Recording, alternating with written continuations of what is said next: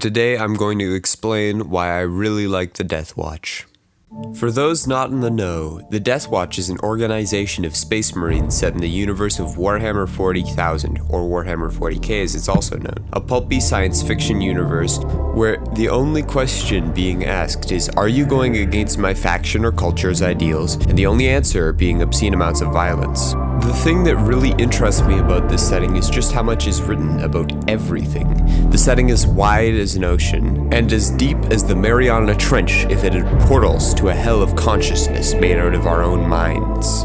There are so many cultures, stories, and worlds that can be examined for hours on end. The game and world have been around for nearly 40 years, even older if you consider Warhammer Fantasy. But given that I'm going to be talking about Warhammer 40,000 today, that's not the focus of today's video.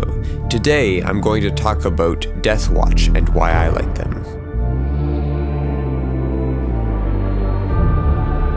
But to get into why I like them, I have to get into cultural ecology!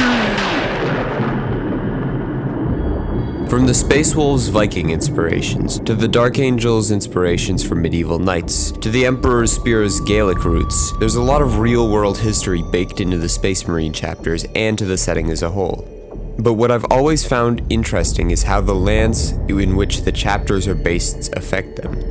For example, the Space Wolves' world of Fenris is dangerous and cold, and as such, the Space Wolves are adapted to the cold. Their psychers can call blizzards, and some of their weapons are made out of permanently frosted ice.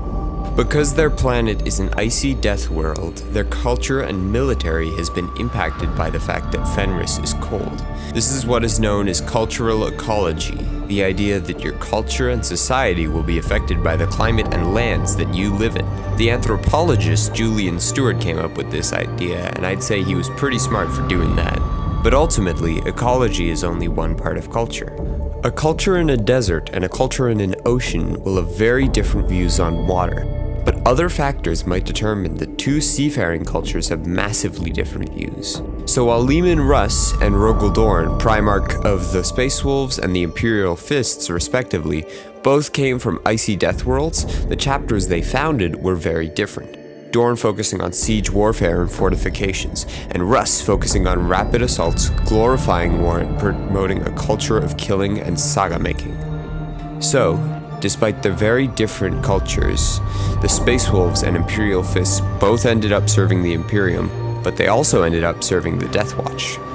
The Deathwatch are known to pick the cream of the crop, choosing the finest Space Marines from each chapter to serve in their ranks.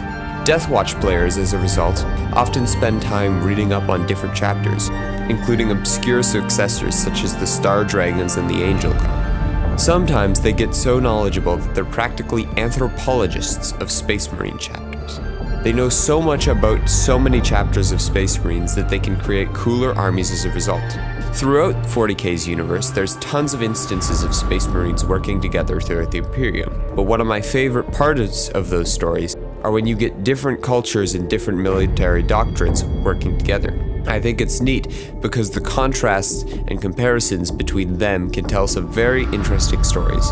In so doing, Deathwatch players can combine these groups and make some very interesting stories. You could get a Salamander working with a Black Templar and the differing views on how they treat the Imperium citizens. You could get a Dark Angel and a Space Wolf assigned to the same squad and learning how to deal with one another and forgive the sins of their primarchs. You could get a younger captain of a relatively newer successor chapter with a bunch of veteran intercessors and have to corral them as they chide the captain for his supposed naivety.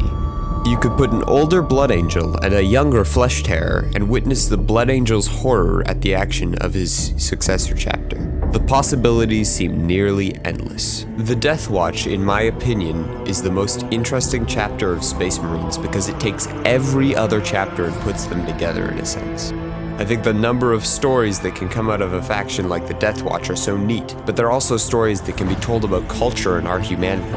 While the Deathwatch might be in the business of wiping out as many alien species as they can, they still have to rally alongside groups and other cultures and learn to work alongside people who aren't necessarily of the same beliefs that they are.